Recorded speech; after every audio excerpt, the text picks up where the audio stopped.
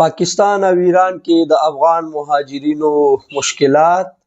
او هغه افغان مهاجرین چې له ایران او پاکستان څخه بیرته افغانستان ته ځي د هغوی لپاره حکومت کومې اسانتیاوې برابروي په دې دوه ټکو باندې دوستانو نن دلته خبرې کوو. لومړی خو دا چې تېره ورځ د پاکستان ځانګړي استازي د ایران له استازي سره د افغانستان لپاره چې څوک د ایران استازی دی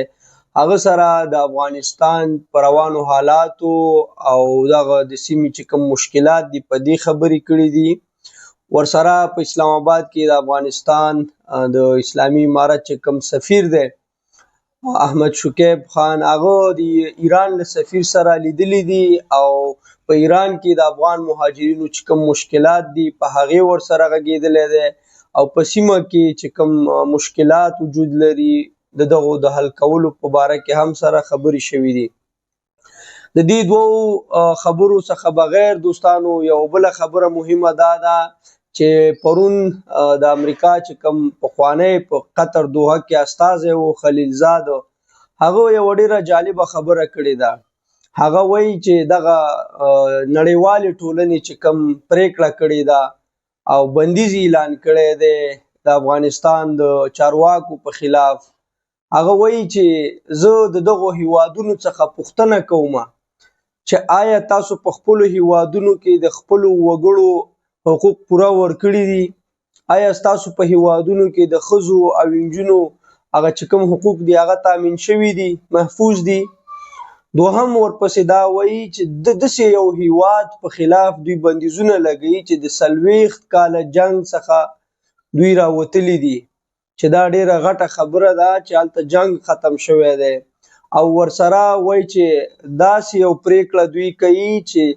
افغانستان ته په موجوده روانو حالاتو شرایطو کې چې د نړیوالې ټولنې له بندیزونو سره مخ دی، یعنی بانکي حسابونه چې کوم مشکلات روان دي بانکي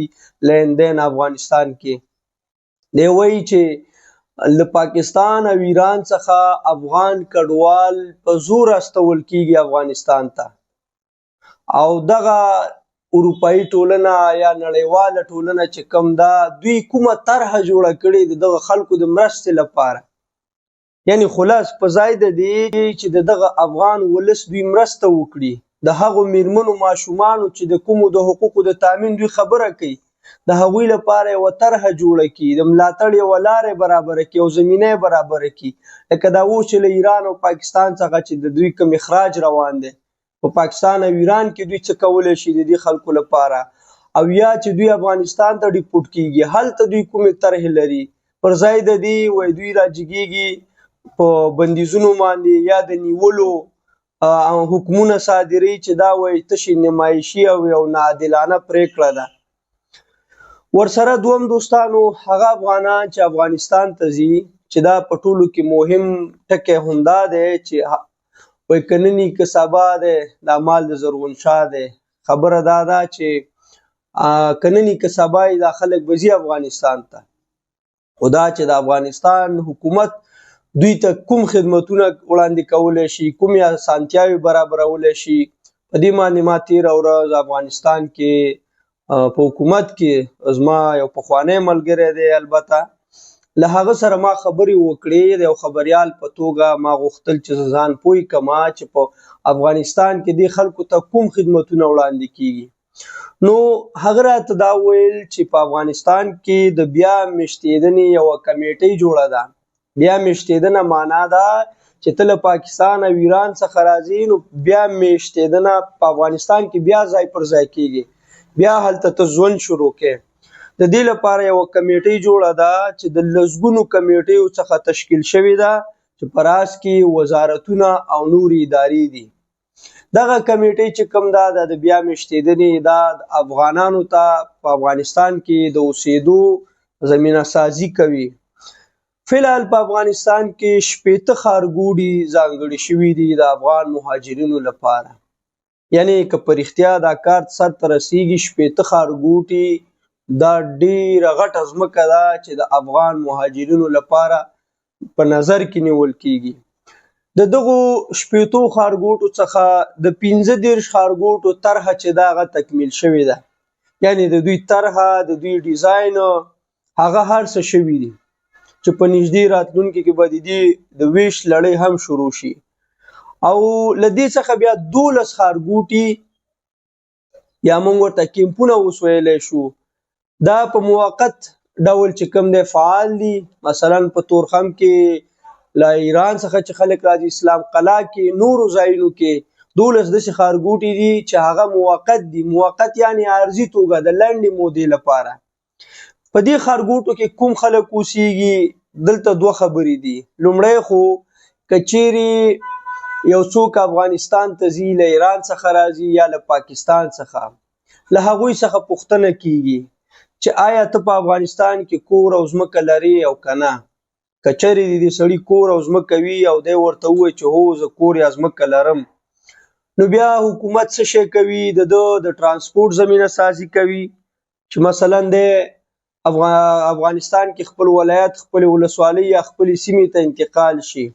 ترانسپورټ ورته حکومت برابروي. تر 50 یا 60 زره پورې د نغدو افغانیو مرسته ورسره کیږي. نور چې کوم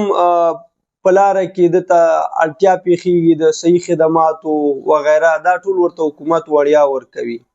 یعنی دا 3 کارونه حکومت ورته کوي، تر کوره رسوي، 50-60 زره افغانیو نغدي مرسته ورسره کوي او صحي خدمتونه وغیره چې کوم دي دا ورسره د انتقال تر سیمې پورې حکومت کوي. دوهم چې کوم مهم ټکی دی چې دا د ښارګوټو خبره مو ورسره تړل شوې ده، دغه 12 موقت کیمپونه چې کوم دي دا د هغه چا لپاره دي څوک چې له افغانستان ته ځي، له ایران یا پاکستان څخه، او دوی هلته ځای نه لري. چې زموږ افغان مهاجرین ورونه اکثر همدا پوښتنه کوي چې یاره موږ افغانستان ته ځو، هلته زموږ ځای نشته، زموږ ځمکه نشته، زموږ د اوسېدو ترتیب نشته، موږ به چیرته اوسېږو؟ نو هغوی څخه چې کله پوښتنه کیږي چې تاسو افغانستان کې ځای یا کور لرئ او که نه، که چیرې دوی ځای نه لري کور، نو دوی دغه 12 موقت چې کوم ښارګوټي دي، کیمپونه دي، دې کې ځای پر ځای کوي. تر هغو پورې چې دغه شاته کوم 80 ښارګوټي دي، د هر ولایت د خلکو لپاره خپل ښارګوټی ځانګړی شوی په 25 ولایتونو کې. نو تر هغو چې دته په خپل ولایت کې د دایمي لپاره ځای برابر نشي، دته ځای ورنه کړي، دغه خلک په دغه موقت ښارګوټو کې ژوند کوي. په دغه موقت کیمپونو یا ښارګوټو کې دوی ته صحي خدمتونه، داسې نور یا اسانتیاوې تر هغه وخته پورې وړیا برابریږي تر څو چې دوی د حکومت لخوا څخه خپل دایمي ځای ته انتقال نشي. دوستانو دا 2-3 ډېر مهم ټکي وو. یو خو دا و چې د پاکستان او د ایران د استازو ترمنځ د افغانستان په وضعیت خبرې کول او د مهاجرینو دغه کمې ستونزې چې دي. دوهم په اسلام آباد کې د افغانستان د سفیر او د ایران د سفیر لیدل کاتل سره په ایران کې د افغان مهاجرینو په مشکلاتو، د دواړو هیوادونو په روابطو او په سیمه کې په ستونزو خبرې. دریم د خلیلزاد هغه تانه، هغه پیغور چې نړیوالو ته ورکوي چې تاسو په خپلو هیوادونو کې د ښځو د نجونو حقوق نشئ تامینولی، تاسو راځئ یو داسې هیواد باندې بندیزونه لګوئ، سختیانې ورته جوړوئ چې هغه 40 کاله پس له جنګ څخه راوتی دی. او دا پوښتنه هم کوي چې په موجوده وخت کې ایران او پاکستان دغه افغان کډوال افغانستان ته اخراجوي، تاسو د دوی لپاره څه شی کړي دي؟ کومه طرح هم جوړه کړې ده؟ او چې کومه مهمه خبره زموږ د نن ورځې وه دوستانو، هغه دا وه چې افغان مهاجرین افغانستان ته راستنیږي، د دوی لپاره حکومت کومې اسانتیاوې برابروي؟ چې په دې کې موږ د ښارګوټو خبره وکړله. 80 ښارګوټي دوی ته ځانګړي شوي دي په 25 ولایتونو کې. د 15 ښارګوټو طرحې ځانګړي شوي دي، جوړې شوي دي، تکمیل شوي دي. او 12 ښارګوټي چې موقت ښارګوټي دي، د هغه چا لپاره څوک چې هلته ځای نه لري د اوسېدو، هغوی به په دغه ښارګوټي کې اوسېږي. بیا به له دې ځای څخه چې کوم دی دوی خپل دایمي ځای ته چې کوم دی چې کوم د حکومت لخوا څخه دوی ته ورکول کېږي هلته انتقالیږي. او هغه افغانان چې خپل کورونه لري هلته، هغه به د فری ترانسپورټ یو مقدار نقدي مرسته چې 50-60 زره افغانۍ وي او داسې صحیح خدمتونو وغیره سره دا به خپل ځای ته انتقالیږي. نو دا د افغانستان د حکومت لخوا څخه چې کومه طرحه د افغان مهاجرینو د بیا میشتېدنې لپاره جوړه شوې ده، د هغې په مطابق معلوماتو خو ورسره یو مهم ټکی دا هم دوستانو کوم خلک چې له ایران څخه موجوده وخت کې را انتقالیږي افغانستان ته، یو خو دا ده چې څه وخت مخکې ایران خپله هم اعلان کړی و چې موږ د 4 میلیونه پورې یعنې 40 لکه پورې افغانان بیرته لیږو افغانستان ته. معنا دا چې افغانستان حکومت دې نه خبر و، افغان ولس هم خبر و چې کله حکومت په رسمي توګه اعلان کوي، لکه پاکستان چې 2 کاله مخکې اعلان کړی چې موږ افغان مهاجرین باسو، دا چې بیا افغانستان ته راځي د دې دا ترتیبات برابرول دا د حکومت مسؤلیت دی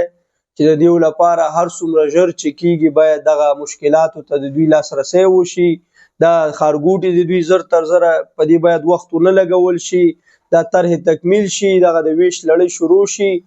او خدای دې وکړي چې دغه افغان مهاجرین که په ایران کې دي، پاکستان کې دي یا افغانستان ته راځي، چې هر ځای کې وي په آرامه او د خوشحالۍ په فضا کې خپل ژوند تر سره کړي. ډیره مننه.